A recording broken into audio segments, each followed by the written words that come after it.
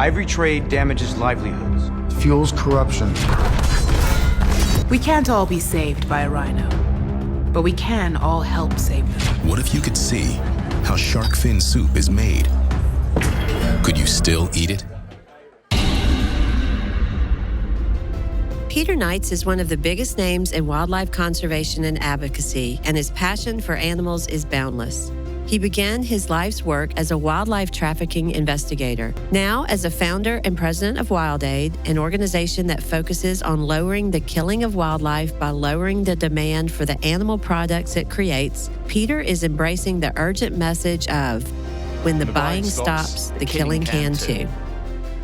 Among the roster of A-list celebrities who triumph this message are action movie superstar Jackie Chan, basketball hero Yao Ming, Prince William, soccer legend David Beckham, Leonardo DiCaprio, Lupita Nyong'o, and the list goes on. So, Peter, thank you so much for being with us today. What made you decide to go this route? Did you always have a passion for wanting to save animals, or just enjoy the challenge? Not really. No. I think, I left university. I had an economics degree. Most people went into the city and made lots of money. So I didn't want to do that. I didn't want to have my life, my work, all be about making money. And so I wanted to see if I could try and change the world a tiny bit. Ultimately, I think the reality that's, hopefully starting to dawn on us more and more with things like COVID is we're all interconnected. And there's only one planet.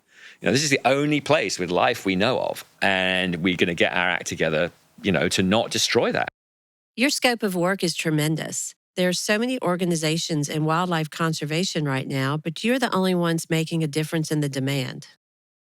Most people in conservation are biologists, right? So it's a different thing. And I think a lot of people probably get into it to avoid people, frankly. It's true. It's all about the people. It's not about the animals. The animals are going to just do their thing. It's about human behavior. And so if you don't address human behavior, you're not going to solve it. And I think we've seen with drug trafficking, I think it's now probably up to like $30 trillion have been spent trying to suppress drug trafficking. But, very little has been done to try and stigmatize the use. A lot more, I think, could be done. For example, if you're buying cocaine, you're basically funding murder in Mexico. It's just the reality of it. And that sort of type of approach, rather than the constant draconian attempts at enforcement, which clearly haven't worked, you've got to do a bit of each of it. And so the key thing in wildlife is that you need good wildlife enforcement. You need the law, good laws, you need penalties, you need people being arrested and all that. But it's about the public awareness, attaching a stigma with the consumption. Traditional conservation has been all about sort of supply side, on the ground, anti-poaching, protect the animals. And what we really brought to the equation was this idea that you can only deal with the wildlife trade problem at the source, which is the demand for the animal products. And so we worked a long time in Asia trying to change attitudes and opinions towards wildlife. So rather than having a generation of young Asians that are brought up as wildlife consumers, actually people that care about conservation. So whether it was shark fin soup consumption, rhino horn consumption for medicine, elephant ivory as a prestige item, we had to kind of make those products no longer attractive and instead make people aspire to help in conservation worldwide. Some people call this a souvenir. Send me a selfie instead. Hi, I'm Jackie Chan. I play many roles. But I will never be a villain to wildlife. That's a huge focus. So how are you doing that? So it's about changing attitudes and opinions. And the way we've done that is to really bring in some of the top opinion leaders from each of these countries we've worked in. People like Jackie Chan, Yao Ming, the basketball player, really iconic people, to be the messengers to convey what's going on and persuade people to change their habits and change their opinions.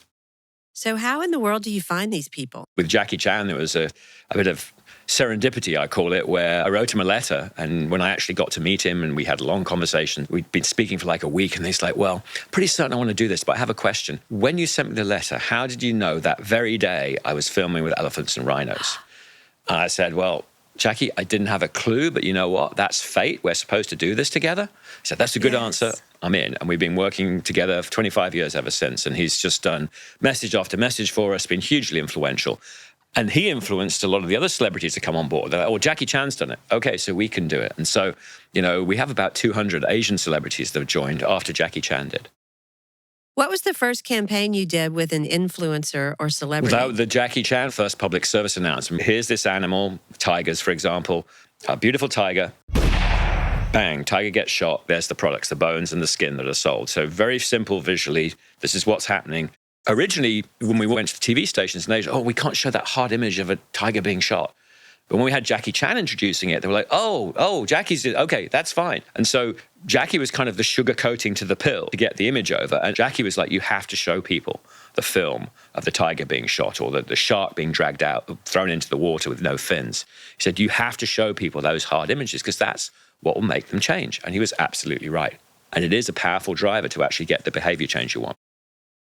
So you were able to get the Chinese media to give you so much airtime, if you will. How did you do that? Well, with the Chinese media, we worked towards the Beijing Olympics in 2008. And we actually got over 20 gold medalists to do messages, very high quality messages, things like people grabbing a CGI bullet just before it hits a tiger. We had swimmers swept up in nets in a swimming pool, quite fancy, beautiful ads.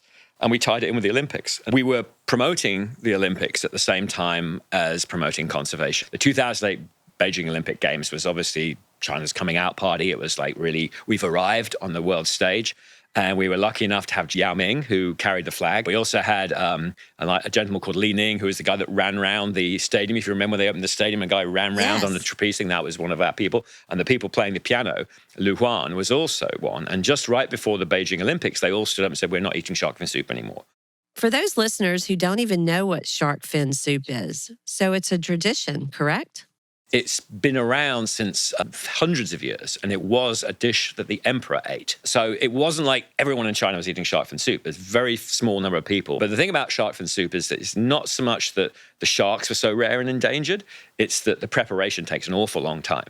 So you catch the shark, you have to kind of dry the fin out, and then you have to soak it again, and then you take the skin off, and then you dry it again, and then you take the flesh off, and then you dry it again. And so it's a very convoluted process to get there. And even the cooking, I've been told sometimes they cook it for 24 hours. And as a Chinese friend of mine said to me, if you cook my belt for 24 hours, you could eat it. And the shark fin itself is really, it's basically protein, but it has the texture. So it has no flavor at all because they actually bleach any possible flavor out of it. It's purely the texture. And it's kind of like a vermicelli or a noodle that has a kind of a crunchy element to it, I'm told. Okay. But having said that, there is a melon that has a very similar texture. And people now make fake shark fin soup, which tastes exactly the same because every other ingredient is the same. So there's no need for it. I'm very well aware of how they fin shark fin.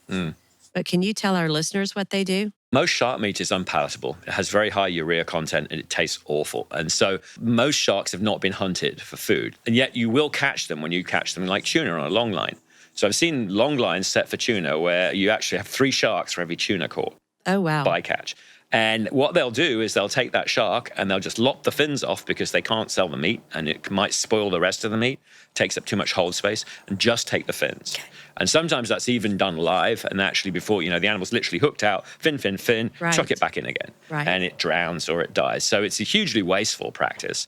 And we're taking them out, some estimates 100 million sharks a year. But by doing very high quality production, and having top stars, it's all about the cause. It's all about the slogan, which is when the buying stops, the killing can too. Yes, I love that. It resonates so deeply within me. And that's what we've been able to do. Shark fin soup, 83% down, the imports of shark fin to China. The price of ivory is down by 75, 80%. Same with rhino horn, even though there's bans. So the supply's been restricted, but the price has gone down. And that means we've really impacted the demand. And it was simply because people didn't understand. They didn't know. You can't care about something you don't know about. Right. So once people knew the rhinos are all getting slaughtered, there's only many left. And a lot of people are like, whoa, that really sucks. I don't want to be part of that. And very often we found it was the grandchildren telling the grandparents, okay, you can't do this anymore because this is our rhinos and you're taking them away. And that has, I think, proven to be very powerful.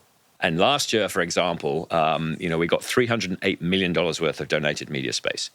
Billboards all over the country, thousands of billboards. Yes. TV coverage, social media, etc.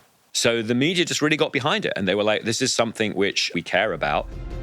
Over the years, Peter has built a roster of A-list celebrities who are helping transform the way the message of animal advocacy is delivered.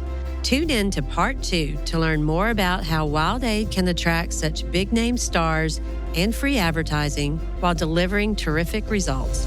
To learn more about WildAid, go to wildaid.org. And to learn more about Aliqua, go to aliqua.org. I'm Laurie Hood. Thanks for watching.